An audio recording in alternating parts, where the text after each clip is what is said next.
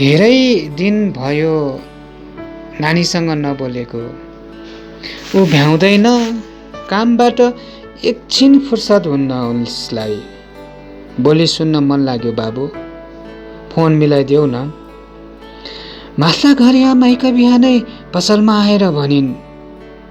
पसलेले number dial गरिदिएर आमालाई दिँदै भने, ल आमा कुरा गर्नु। आमा बोल्न थालिन्।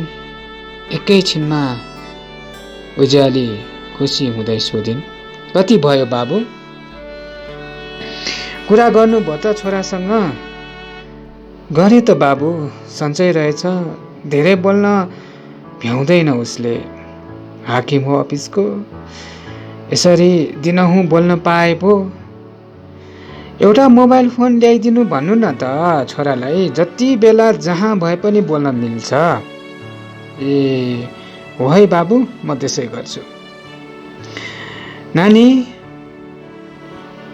एउटा फोन भए त तिमीसँग बोल्न सजिलो हुन्थ्यो।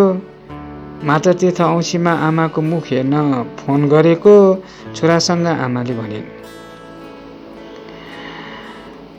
हालखबर सोध्न भएकै छ।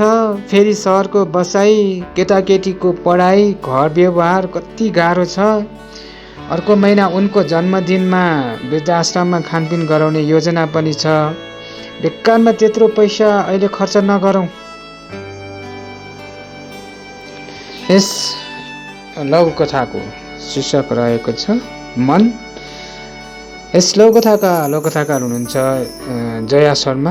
उहाँले यस लघुकथा काठमाडौँबाट सम्प्रेषण गर्नुभएको थियो। यहाँको साहित्यिक हाम्रो अझ योभन्दा सुन्दै हुँदै जाओस्, शुभकामना पनि छ।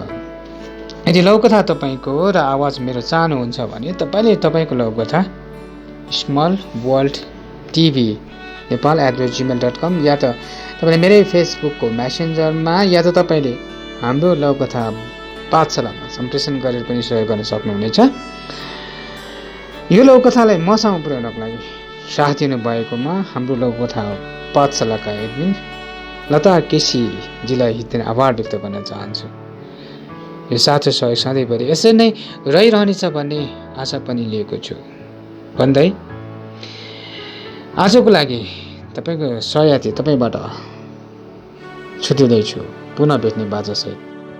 साथै नयाँ वर्ष 2079 को हार्दिक मङ्गलमय शुभकामना पनि व्यक्त गर्दछु। यहाँको जीवन नयाँ उत्साह, नयाँ उमङ्ग र नयाँ सोचसहित अगाडि बढिरहन् शुभकामना व्यक्त गर्दछु।